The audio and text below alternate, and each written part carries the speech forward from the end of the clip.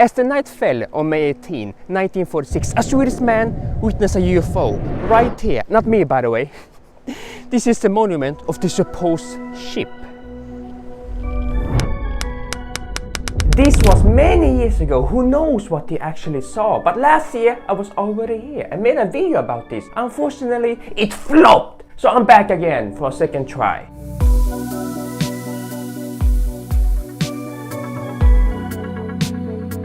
Det måste vara någon slags hallucination, den här gläntan. This is the story of the encounter in the Glade, the Pollenkungen, Sweden's most famous UFO case. This video is loosely based by the book Mötet i Gläntan, written by Claes Vans and the man himself, Gösta Carlsson. He was just a regular working class man and spent his weekends in the forest close to the sea. Let's head away there. For the first time, I'm not alone on my expedition. We have a special guest, Grandma! She had her own little encounter seeing something UFO in the sky. But let's save that story for another day.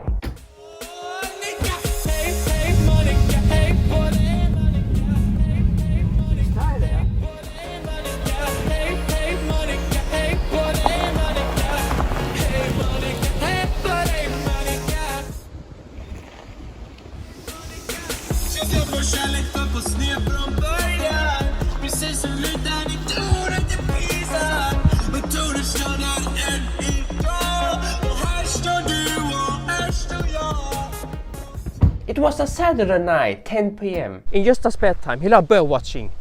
Listen to birds. It's getting darker now, so he made his way home. He hopped on his bike. He saw a big light coming from the forest. He thought it was teenagers burning something, so he wanted to catch them in the act. That's the entrance. Really beautiful day. Sunny. Fågelreservat. UFO-monument. 18 maj. Around 500 meters. We are here right now. Go into the woods.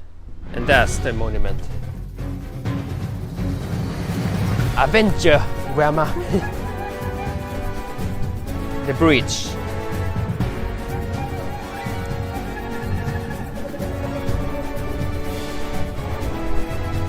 Be careful.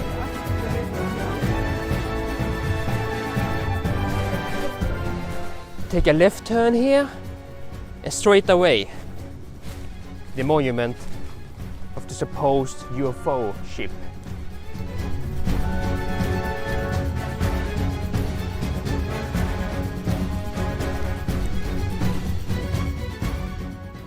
I can see the monument. That's the great place. We save that for later in the video. Oh, still look the same. There are many ways into the glade.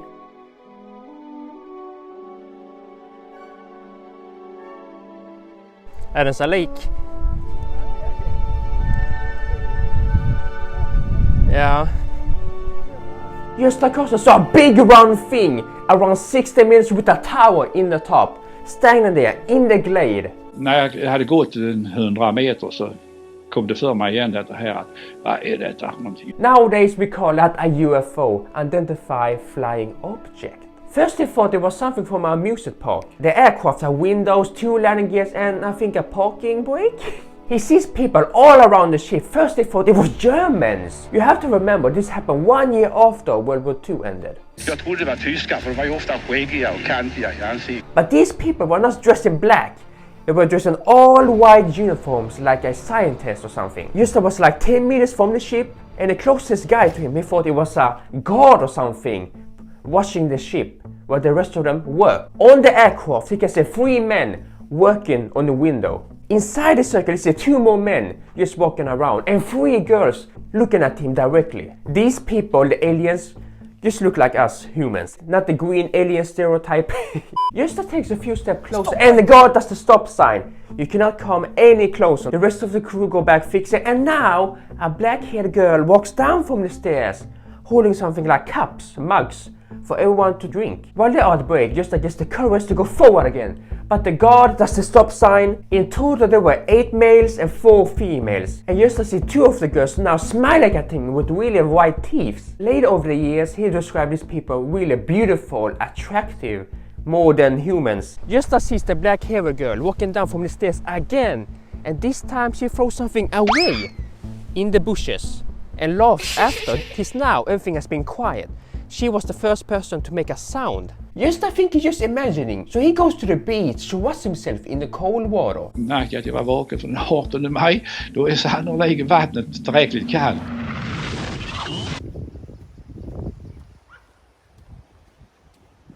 Gösta went here to wash himself.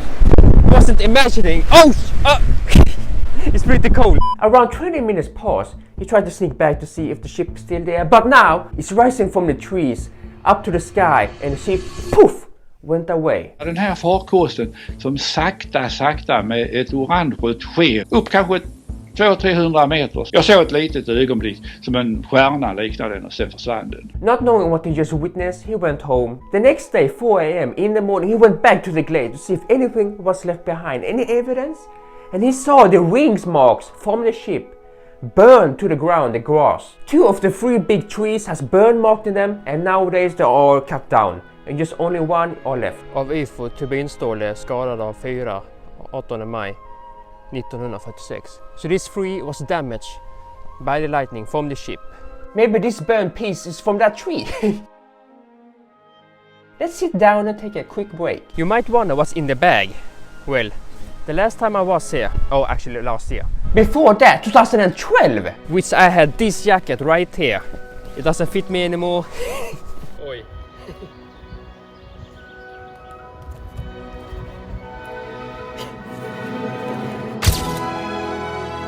There were many footprints around the grass, and now he remembers a girl throws something away into the bushes. He goes towards it and see a rectangle clear thing, and he also finds a ring and 2 mugs. It's a green big thing and a ring. Both these things are dangerous, Gösta said. You cannot touch them with your bare hands, you will have some...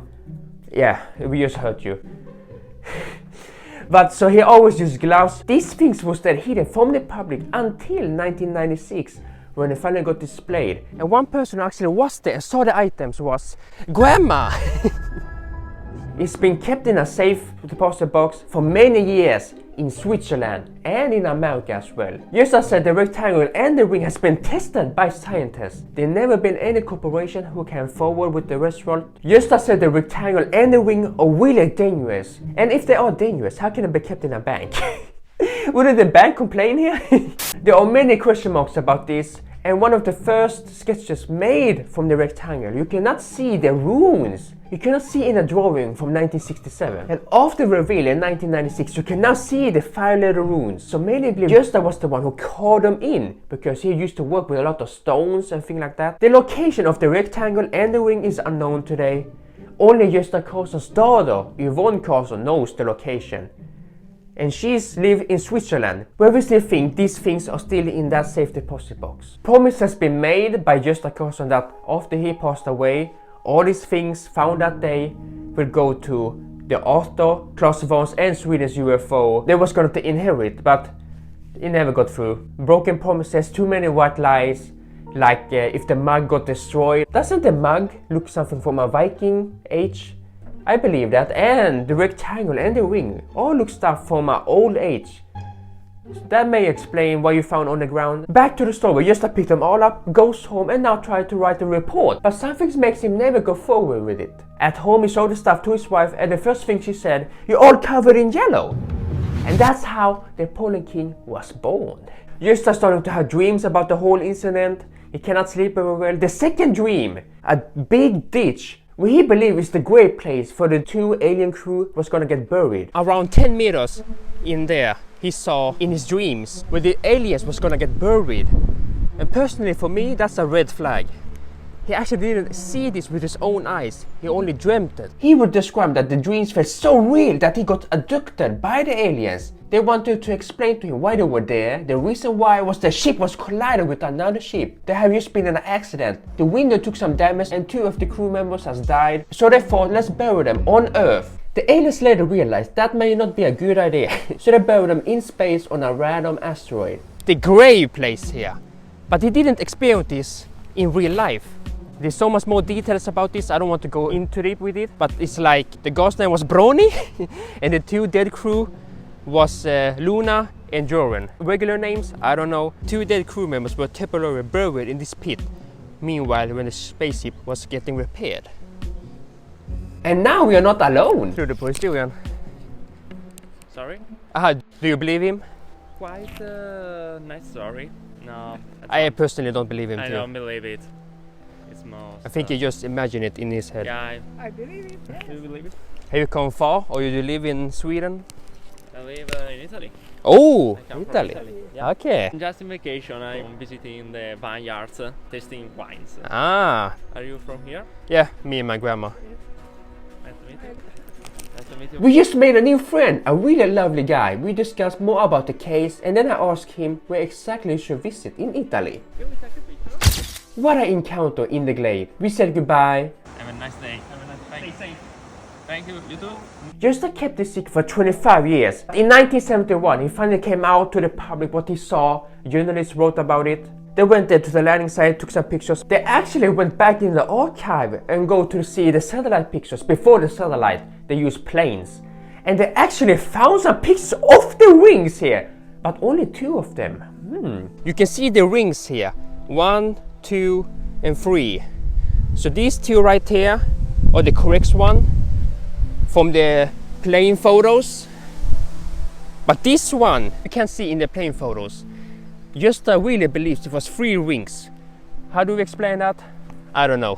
1 year after the incident, 1947, you can actually see the 2 rings here. This is crazy evidence, you know. Also in 1963. But what before the incident, Jason? They have actually in 1949 pictures of it, but unfortunately it's so low quality so we cannot see the side if there are any 2 rings there. Around in the 50s, many people took hikes, walks around the glade and saw the rings on the ground, but only 2 of the rings. From Gösta's encounter, he said it was 3 rings. But from the plane pictures, we can only see 2 rings, so the facts, the evidence doesn't match up here. And no landing gears in the pictures as well.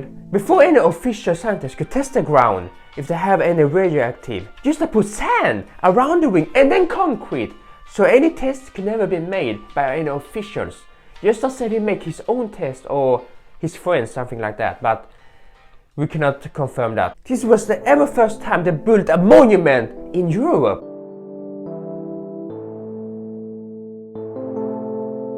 Back then it looked really nice. Today it's rotting away. Gösta passed away in 2003. He had paid all of this from his own pocket. But now when it's gone, nobody's looking after it. The landowner believes the town municipality should take care of it, but they don't want anything to do with it. The debate is still going on till this day, while the monument is fading away.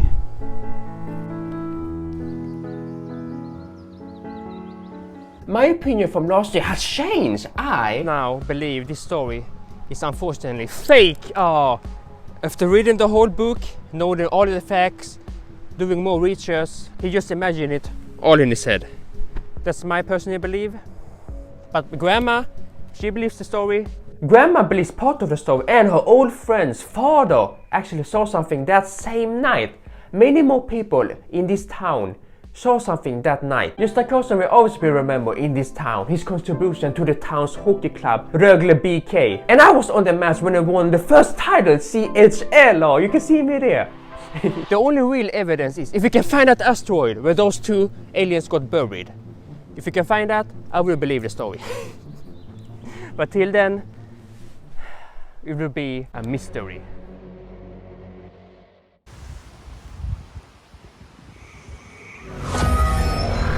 No, Grandma! No! Come back! Come back, Grandma! She's been captured! What do I do now? Many hours later, no sign of Grandma. She's in a galaxy far, far away. Now I have to go back all alone in the woods at night. You should never be here alone at night. I can't believe Gösta Carlsson was here all alone. He must be terrified, right? Oh. When things are tough and you've had enough, who is there to curb your fear? All bridges burned, nowhere to turn. Who will come to cheer you on? I don't have a wife like Gösta Carlsson to go home to, but I do have one special.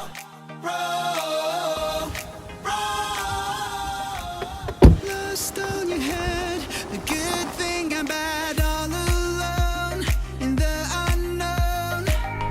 Then in the mist, you see a fist. Damn, who knew the legend's true? Never let go, go, go.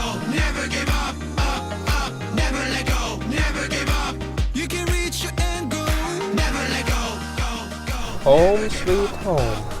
Never let go, never give up.